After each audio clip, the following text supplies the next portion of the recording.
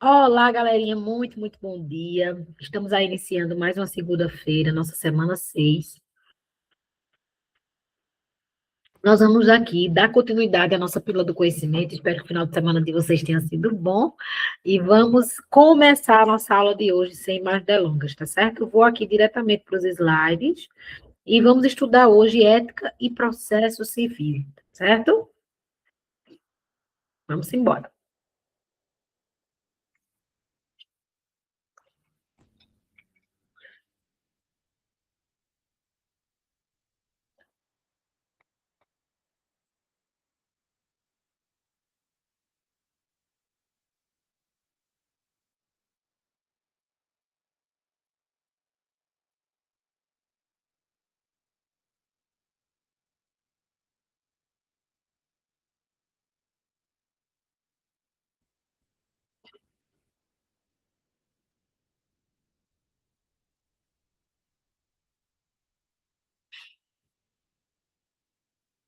Vamos lá, nós vamos estudar hoje as incompatibilidades e os impedimentos na advocacia, tá certo? Só para mostrar para vocês, de acordo com o nosso plano, nós estamos dando início aí à nossa semana 6.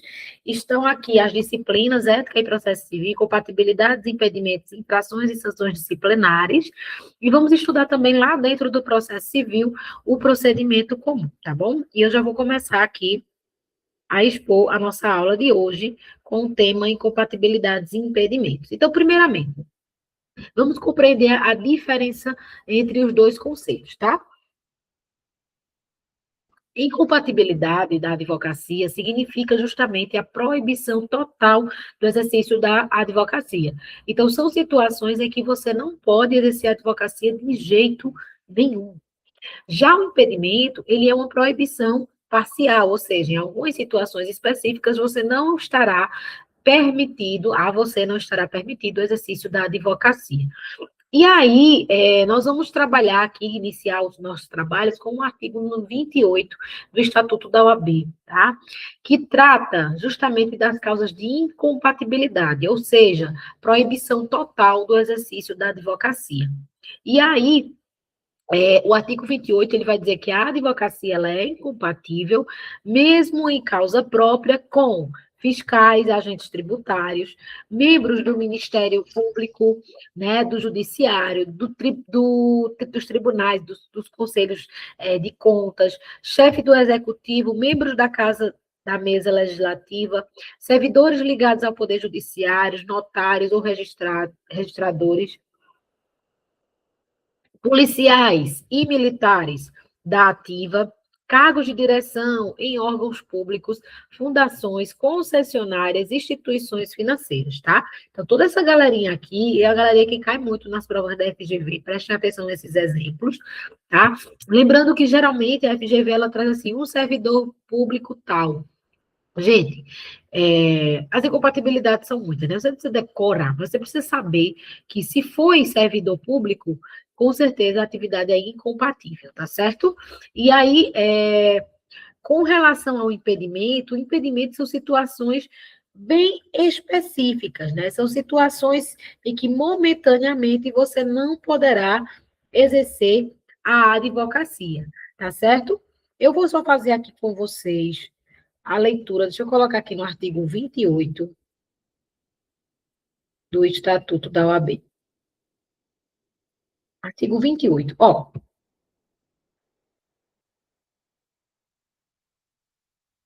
o artigo 28, ele também vai tratar aqui em relação aos agentes de trânsito, tá? É outra coisa também que eu queria que vocês anotassem. Os agentes de trânsito também estão incluídos dentro desse rol, tá certo? Que também são servidores públicos, né? Da advocacia. Deixa eu colocar. Pronto. E aí, o que é que acontece? O impedimento na advocacia, como eu já disse para vocês, são situações específicas que, uma vez caracterizadas, vão impedir o exercício da advocacia, tá certo? Conforme lá o artigo 30 do Estatuto da OAB, tá? Que é a Lei 8.906. E aí, os advogados que estão impedidos, eles podem atuar, mas ficam proibidos de advogar. E aí, nesse caso, nós vamos ter as situações, as hipóteses, né? De acordo com o artigo 5º, dos servidores públicos, advogados, que estão impedidos de advogar contra a fazenda pública que os remunera. Então, por exemplo, o procurador de um município, ele não pode advogar contra o próprio município, tá? Então, é uma causa de impedimento. Ele está atuando como advogado normalmente, mas em algumas situações específicas, como esta, não poderá atuar. Membros do Poder Legislativo, né, impedidos de advogar contra ou a favor das pessoas jurídicas ou empresas públicas ou permissionárias ou concessionárias de serviço público. E também se houver conflito de interesse, né? Atuação em causa que envolva parentes, sócios ou empregados que tenham vínculo com o órgão deliberativo da sociedade de advogados, tá? Então, esses aqui são alguns exemplos, vocês vão fazer a leitura lá minuciosa do artigo 30 e também do artigo 28 do nosso Estatuto da OAB, tá certo? É um assunto muito tranquilo para estudar, tá? Muito tranquilo mesmo. Temos também a questão, por exemplo, dos docentes, né, dos professores de cursos jurídicos, né, que nesse caso, em relação aos professores de cursos jurídicos, é importante frisar que não se enquadra a proibição com a advocacia, né, contra a fazenda pública, no caso dos docentes. Belezinha, belezinha. Acho que eu já citei todas as situações principais aqui para vocês, tá certo? E aí, vamos para uma questãozinha sobre isso. Valmir, bacharel em Direito, aprovado na Ordem dos Advogados do Brasil, ocupa cargo público como policial civil do Estado Alfa. Movido por sentimento altruísta, Valmir requer a sua inscrição na OAB, pois pretende, nos momentos de folga, da folga da atividade policial, exercer a advocacia de forma gratuita, eventual e voluntária, em favor de instituições sociais sem fins econômicos que não disponham de recursos para a contratação do profissional. À luz dessas informações e considerada a legislação vigente, assinale a alternativa correta. Ele é policial civil do Estado. Também poderá exercer regularmente a advocacia, inclusive pro bono. O que é advocacia pro bono? É aquela advocacia realizada de forma gratuita, né? Letra B. Valmir não poderá exercer a advocacia remunerada, pois ocupa cargo incompatível, mas poderá exercer a advocacia pro bono, que é a advocacia gratuita. Letra C. Valmir não poderá exercer a advocacia mesmo pro bono, uma vez que o cargo público que ocupa atrai o regime de incompatibilidade. Ou letra C. A condição de servidor público atrai o regime de impedimento, razão pela qual Valmir não poderá exercer a advocacia contra a fazenda pública que os remunera. Observado esse impedimento, não haverá óbice para o exercício da advocacia pro bono. Gente, sem dúvida, a resposta da nossa questão é a letra C. Como nós vimos, ele não pode atuar nem na advocacia remunerada, nem na advocacia pro bono, que é a advocacia gratuita, tá? Uma vez que ele se enquadra dentro das hipóteses de incompatibilidade, que é a proibição total do exercício da advocacia, lá de acordo com o artigo 28 do Estatuto da OAB, tá? Então, a advocacia é incompatível, mesmo que em causa própria, com certas atividades. E aí, especificamente, o inciso 5º do artigo 28 vai estabelecer que a advocacia é incompatível com os ocupantes de cargos ou funções vinculadas, direto ou indiretamente, à atividade policial, tá? Então, o Valmir, né, ele sendo agente da Polícia Civil, ele ocupa um quadro que se enquadra nessas descrições, e aí tornando incompatível a sua atividade, tá? A incompatibilidade, como nós já vimos, é um impedimento absoluto, ou seja, não permite nenhuma exceção ao exercício da advocacia, né? Nós já sabemos disso. E ao contrário do impedimento, que no impedimento você consegue advogar, mas aí em algumas situações você não vai poder advogar, tá? Então, com relação à incompatibilidade, é isso. Vamos tratar ainda dentro desse conteúdo, deixa eu passar aqui. Vamos tratar agora dos impedimentos na advocacia. Já falamos sobre a incompatibilidade, são hipóteses de impossibilidade total do exercício da advocacia. Agora vamos tratar dos impedimentos na advocacia, tá? Primeiramente, o que são os impedimentos? São as situações em que o advogado pode atuar, mas com certas restrições. Exemplo, os membros do legislativo, tá, que não podem advogar contra ou a favor dos entes públicos, os servidores públicos que não podem advogar contra a fazenda que os remunera, e os estagiários, tá, que também estão sujeitos a impedimentos e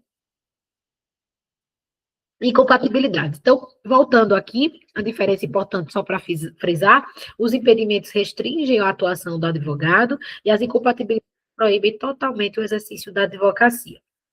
E aí vamos para alguns pontos relevantes. Primeiro, impedimentos e incompatibilidades temporários não excluem da sociedade de advogados, tá? A atividade incompatível em caráter definitivo vai gerar justamente o cancelamento da inscrição na OAB, que é no caso do rol de incompatibilidades, e ex-membros do Judiciário e MP só podem advogar no órgão após a quarentena de 3 anos. Então, preciso ficar 3 anos de molho para poder advogar, tá certo? E aí, vamos para uma questãozinha sobre impedimentos. Carlos é aluno do primeiro período do curso de Direito, Vinícius é bacharel em Direito, que ainda não realizou a OAB. Fernanda é advogada inscrita na OAB. Todos eles são aprovados em concursos públicos, concurso público realizado pelo Tribunal de Justiça para o preenchimento de vagas de técnico. Após a investidura do cargo, Carlos, Vinícius e Fernanda, em tal cargo efetivo, enquanto permanecerem em atividade, é correto afirmar que Carlos não poderá frequentar o estágio ministrado pela instituição do ensino superior em que está matriculado. Quem é Carlos, minha gente? É um aluno do primeiro período de Direito, tá? Letra B. Vinícius preencherá os requisitos necessários para a inscrição como advogado. Caso venha a ser aprovado na OAB, ele é o bacharel.